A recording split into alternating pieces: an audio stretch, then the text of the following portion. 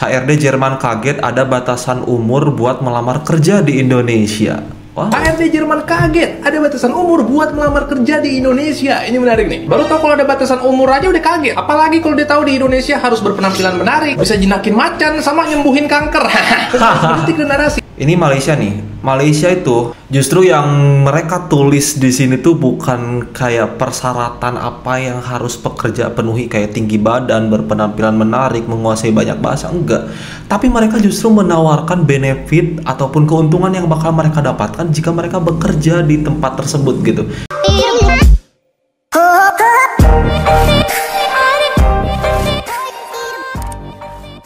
Tahukah kamu guys, di Indonesia ada sekitar 7.400.000 orang sepanjang tahun 2024 yang tidak memiliki pekerjaan alias menganggur. Kenapa hal itu bisa terjadi? Karena di Indonesia untuk melamar pekerjaan itu banyak sekali syaratnya guys. Kita harus mempunyai penampilan yang menarik, ada batasan usia, tinggi badan yang ditentukan. Oh iya, satu lagi, kita harus punya orang dalam. Terkesan lucu memang, tapi itulah realita yang terjadi di Indonesia saat ini guys. Bahkan dengan banyaknya persyaratan yang ditawarkan, gaji yang kita dapatkan juga kadang tidak sesuai dengan apa yang kita kerjakan guys. Itulah mengapa sampai saat ini banyak orang yang memilih bekerja di luar negeri. Karena mereka rasa di sana mereka lebih dihargai, dibayar sesuai dengan apa yang telah mereka kerjakan. Di video kali ini, gue bakal reaction beberapa video yang memperlihatkan perbedaan lowongan pekerjaan di Indonesia dan juga di negara tetangga paling dekat kita, yaitu Malaysia guys. Halo geng, kalian penasaran kan gimana cara Malaysia ngiklain suatu loker?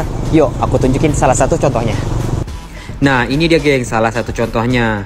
Di iklan itu biasanya posisi apa yang sedang dibuka, gaji yang kalian bakal dapat berapa, benefit apa aja yang kalian dapat selama bekerja di tempat itu tuh udah ditulis dengan lengkap geng. Kalau kalian tertarik ya tinggal kalian apply dan hubungi nomor yang udah tertera di iklan itu. Dan kalau kalian lihat ya, gaji yang paling kecil yaitu posisi crew service itu 2.200 sampai 2.400 geng.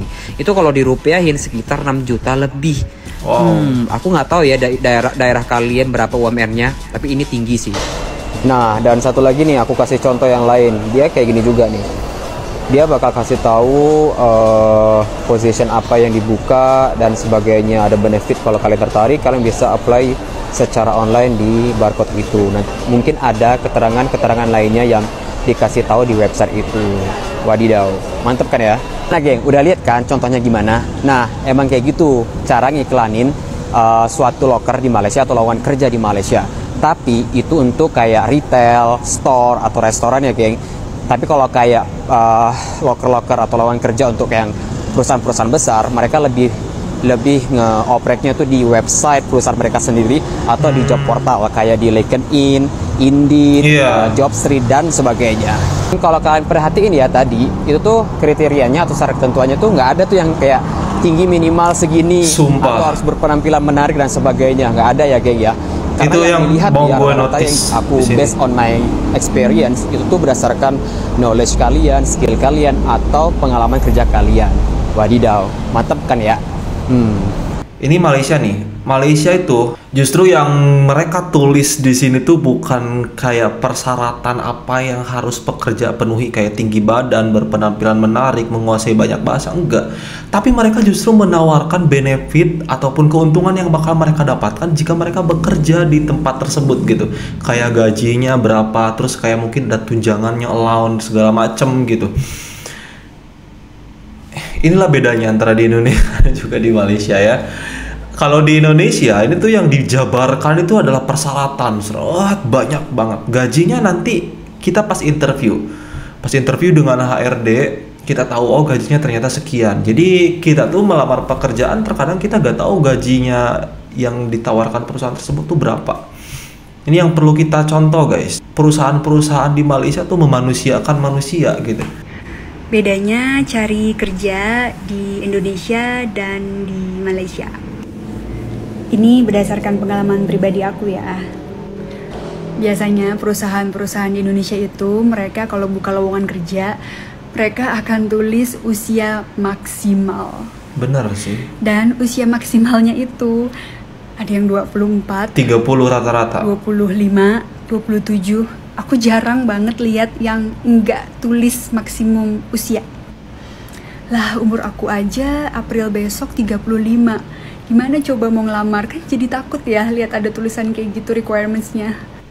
Nah, kalau di Malaysia itu aku kalau lagi lihat-lihat lowongan kerjaan itu aku nggak ngelihat ada tulisan maximum age gitu. Sumpah, weh. Kalau kalian nggak Malu, percaya, kalau anjir. misalnya iseng-iseng coba aja buka job street, terus di settingnya itu ganti country, terus iseng-iseng aja deh lihat-lihat di requirements-nya itu.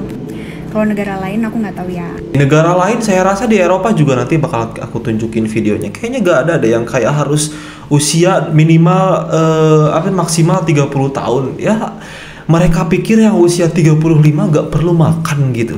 Mereka pikir yang usia 40 juga gak perlu dapat pekerjaan.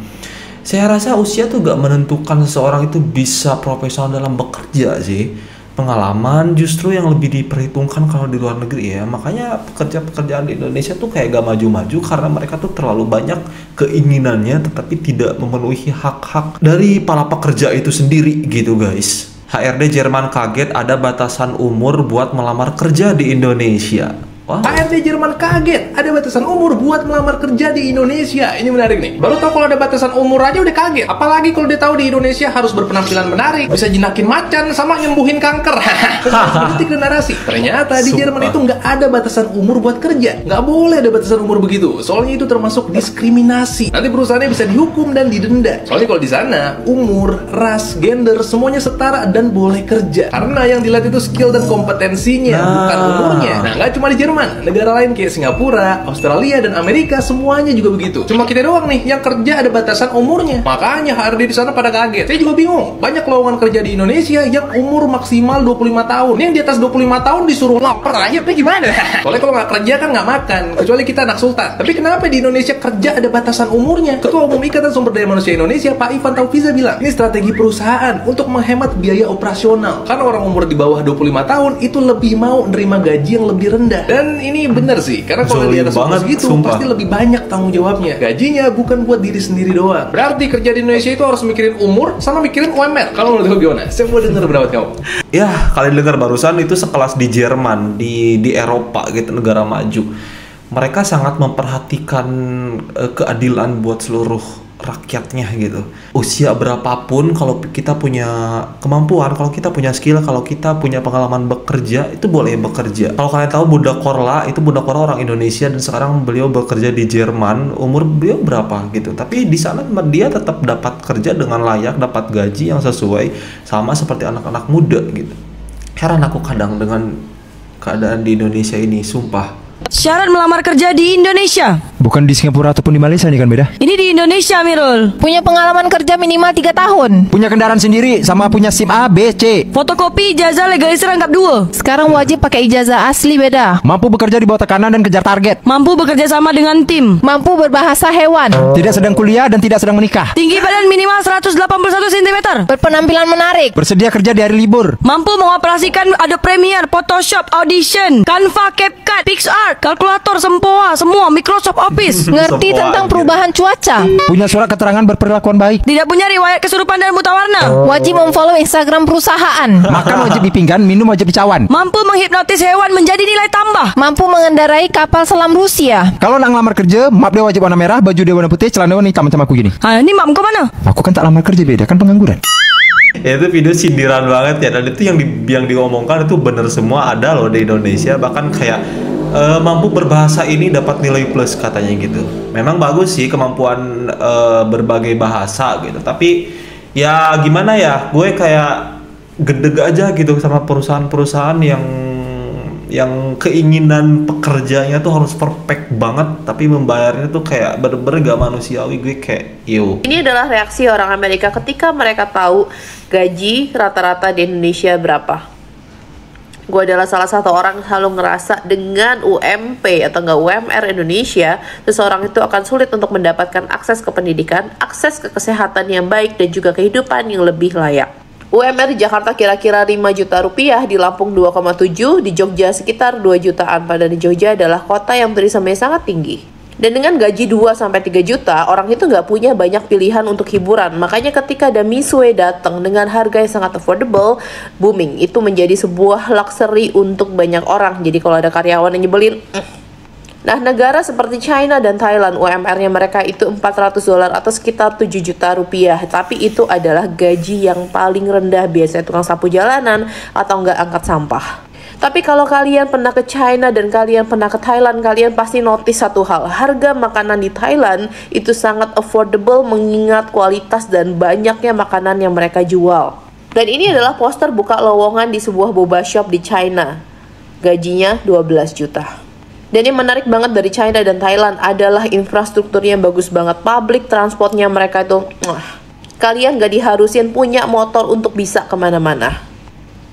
Nah, yang menarik lagi adalah Australia. Gaji mereka sekitar 250 sampai 300 ribu per jamnya. Itu adalah upah minimumnya mereka. Kalau dikaliin 40 jam per minggu, itu sekitar 40 jutaan. Wow. Tapi Kak, hidup di Australia itu mahal. Bener, satu makanan mereka itu sekitar 20 sampai 30 dolar, 200-300 ribuan. Tapi itu hanya 1 jam mereka bekerja aja. Mereka masih bisa punya uang untuk ditabung dan bisa spend jalan-jalan di Bali 1 bulan. Sedangkan untuk kita dengan UMR yang kita punya, kalau kita mau tinggal di Australia 1 bulan atau nggak di Thailand 1 bulan pun itu akan sulit. Kalau kalian perhatiin di luar negeri, restoran dengan kapasitas tamu yang sama di Indonesia, karyawannya itu jauh lebih sedikit. Sedangkan di Jakarta ada restoran Korean barbecue yang karyawannya itu lebih dari 100 orang. Nah, untuk seseorang mendapatkan UMP atau nggak gaji lebih tinggi, orang ini harus bisa lebih diandalkan dan bisa mengerti efisiensi dan tanggung jawab. Dan untuk orang mengerti tanggung jawab dan efisiensi, ini kembali lagi ke pendidikan.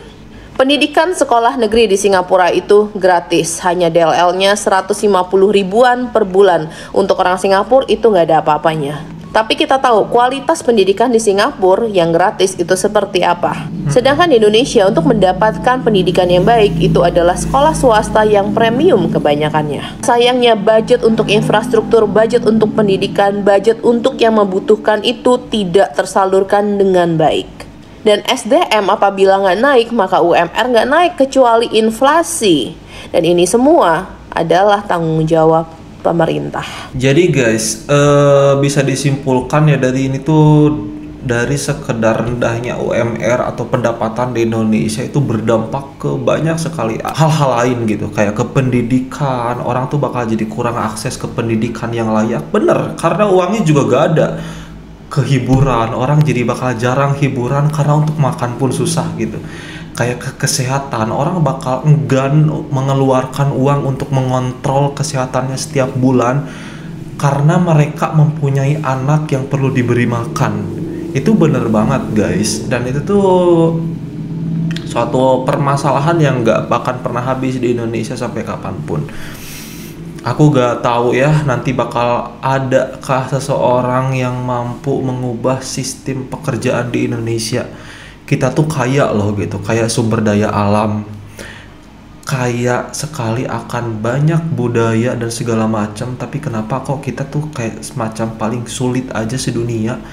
Malaysia yang negaranya cuman kayak beberapa bagian Indonesia gitu kecil, tapi mereka benar-benar bisa mensejahterakan rakyatnya. Jangan bilang Indonesia luas jadi sulit untuk mensejahterakan. Banyak yang lebih luas, Rusia juga luas, Cina juga luas, Amerika juga luas. Tapi kenapa mereka kok maju gitu? Luas wilayah satu negara itu gak menentukan seberapa sulitnya mengatur negara tersebut gitu. Ya kalau pemerintahnya kompeten, pemerintahnya profesional seperti kayak Cina, Rusia, Amerika, harganya juga bakal ini gitu. Dan itu berangkat dari sumber daya sih memang. Berangkat dari pendidikan orang-orang di negara tersebut gitu. Ya di Indonesia masih banyak sekarang yang nggak sekolah, jadi wajar aja kalau sumber dayanya masih jauh di bawah rata-rata gitu. Aku udah gak mau ngomong banyak lagi soal ini karena ini bener-bener permasalahan yang kayak udah gak habis-habis, udah capek banget gitu. Tapi itulah guys, gambaran mendapatkan pekerjaan di luar negeri itu semudah itu gitu. Di Malaysia nih yang paling deket, dan itu Malaysia masih negara berkembang juga, mereka udah sangat dihargai seperti itu. Yang ditulis di lowongan pekerjaan justru bukan persyaratan yang harus pekerja penuhi, tetapi keuntungan yang bakal mereka dapatkan selama mereka bekerja di sana. Jadi orang Malaysia kayaknya gak ada alasan untuk nganggur karena mereka dimudahkan itu dalam mencari pekerjaan gitu. So itu saja video gue nih guys. Terima kasih sudah nonton. Tinggalkan like, comment, dan subscribe. Jika suka nyalakan juga lonceng requestnya supaya kalian tidak ketinggalan setiap kali aku video YouTube. Oke, saya Dampir pamit. Wassalamualaikum warahmatullahi wabarakatuh. Bye bye.